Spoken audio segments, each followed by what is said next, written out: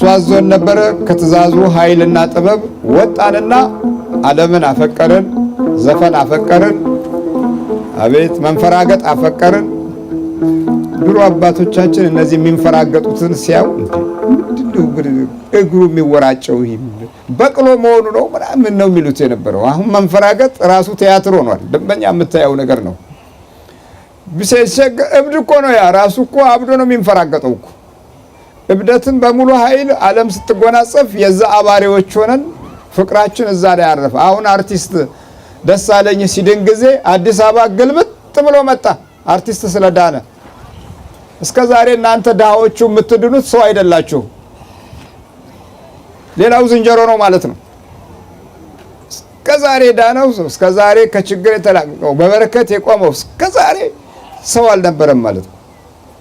እና ግልብጥ ብሎ መጣና ወገቤን ራሴን በረከት አጣው፣ አንጀቴን ቆረጠኝ፣ ፈለጠኝ ማለት ጀመረ። በቲያትር የምታውቁት ሰው ስለዳነ ነው የመጣችሁት። አምነው አይደለም እኮ ሲያሾፍ የነበረው ሁሉ ነው የመጣው።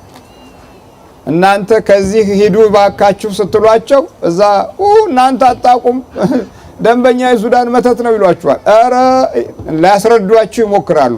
እነዚህ ሰዎች እኮ አንድ ቀንም እንኳን ፍቅር ሰምተው ያቁም፣ ፍቅር ተናግረው ያቁም። ስለዚህ አንደበታቸው የሚናገረው ያንኑ በልባቸው ውስጥ ያለውን ነው።